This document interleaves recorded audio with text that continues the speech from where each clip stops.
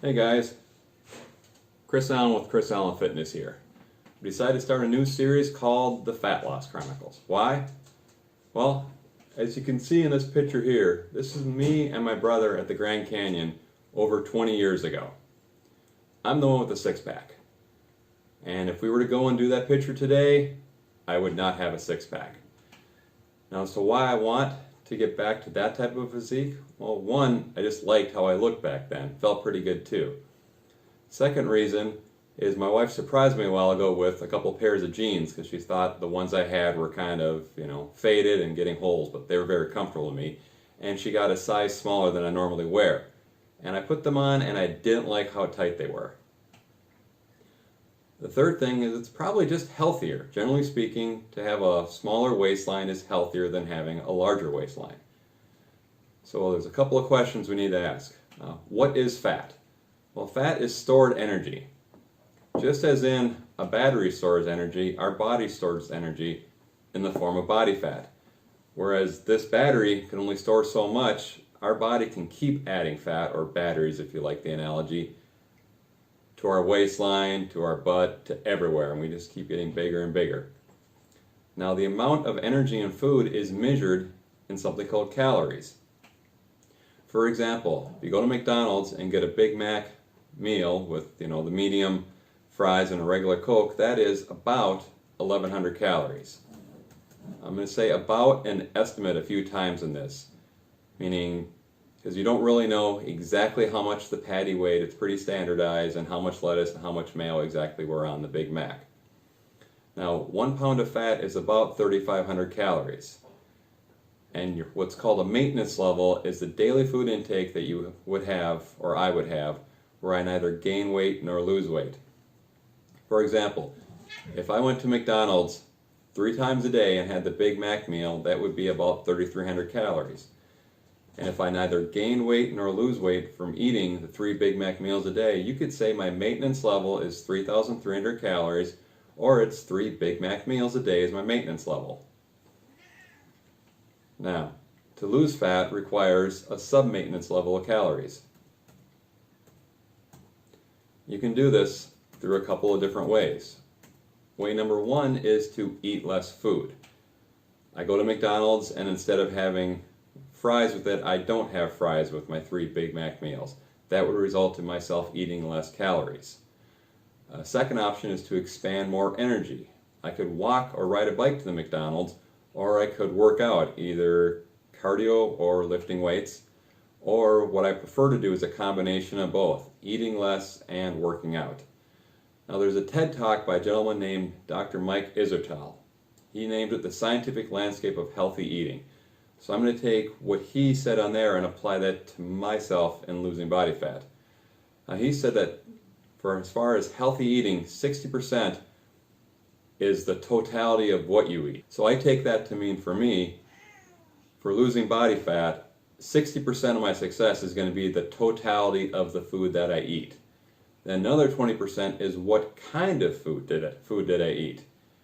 You can get the same amount of calories or energy from a big bowl of ice cream as you can from, a couple of chicken breasts. And finally, he said that 10% of your results came from your macros. In other words, how much protein, how much carbs, and how much fat you ate, and the relationship or percentages therein. So if I want to lose weight, or body fat in this case, step number 1 is to determine what my maintenance level is. How many Big Mac meals can I eat in a day where I neither gain weight nor lose weight? Well, there's multiple online calculators you can use to get that information. Now, they pretty much will all give a general recommendation to lose between 1 or 2 pounds of fat loss per week. Why? They don't always explain why, but with the exception of someone on The Biggest Loser or a very obese individual, losing more than 2 pounds of weight per week tends to be more than you can necessarily lose with body fat, and that means it's coming from other things, like your muscles and your internal organs, because your body will cannibalize its own tissue to get the nutrients that it needs. Now, as you recall, 1 pound of fat is equal to about 3,500 calories.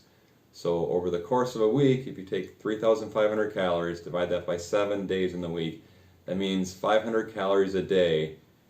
You need to be in a deficit of 500 calories a day, which is achieved through eating less and moving more. So I went to 3 different online calculators, and 1 pound of fat loss for me at around 200 pounds per week came back with a low range of 2,180 calories and a high range of 2,529 calories. So here's my plan. I'm going to keep a food log. Now I could do that with, something like this, where I write down everything I eat, or I could use, an online one like myfitnesspal.com, and there's other ones, you can find them in the App Store or wherever. And I'm going to do a zigzag diet, which is where I lower calories one day and have higher calories the next. So on my low calorie day, I'm going to shoot for about 2,000 calories, and on my high calorie day, I'm going to shoot for about 2,500 calories. This zigzag diet is what's called now. In the past, it was sometimes referred to as a high-low diet or a high-carb, low-carb type of diet. Now, I should mention, whether I record calories on a notebook or on an app, it's only going to be as good as the information I give it. So if I neglect to put down a food that I ate, that's not going to be helpful. If I have a bowl of ice cream when I get home from work and I don't record it, it won't show up, and then I'm not going to be that accurate with my calories. Now, I should mention, you really can't get super accurate with calories. I'm more looking to be in the ballpark. So when I say 2,500 calories, if it works out that I ate 2,400 calories or 2,600 calories, I'm okay with that. It's almost impossible to measure it down exactly to the single one. All right. As an example, I Googled how many calories are in a tomato, and it came back between 22 and 30. So which of these tomatoes is 22 calories and which is 30? I really don't know. So that's why if I get within 100 calories, or 5 or 10% of what I record, I'm good with that. Now, to measure my progress, one, I'm going to be stepping on the scale every day. I really don't care how much I weigh on a Monday versus a Tuesday. What I'm looking at is a running average of a given week. What I'm looking for is the average weekly weight. In other words, my average weight for week 2, is that less than my average weight for week 1?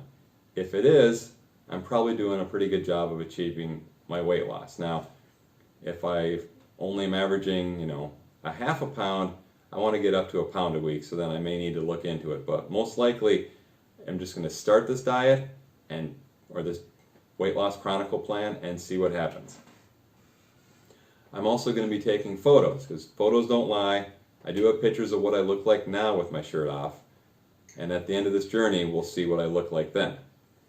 Also, I've got skin calipers, which I can measure, do a pinch, and see what I end up measuring out at, and get a rough estimate of my body fat percentage. And if the measurements on the calipers start decreasing, if my stomach measured 20 millimeters and then 2 weeks later it's 18, and 2 weeks later it's 16, and another 2 weeks later it's 14 millimeters, that tells me I'm going in the right direction.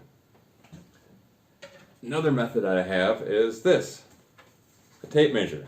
My waist decreases and my weight stay the same in the gym, then I have probably successfully lost some body fat. And finally, I've got my belt. As you can see from the bend, I'm currently using loop number 4. If I get down to loop number 5, my waist has gotten smaller, and if I have to buy a smaller size belt, I'm definitely achieving some success. Now, the frequency of this Weight Loss Chronicle series will probably be every 2 weeks, basically because a 1 pound weight loss is kind of tough to measure. So if I give myself every 2 weeks to actually get a good baseline and reevaluate, then I'll be able to let you guys know how my progress is going. Thank you for watching, and if you like this, please click subscribe, the like button, and the notifications. And remember, whether it's your home gym or your life, your imagination is your only limit. Thank you.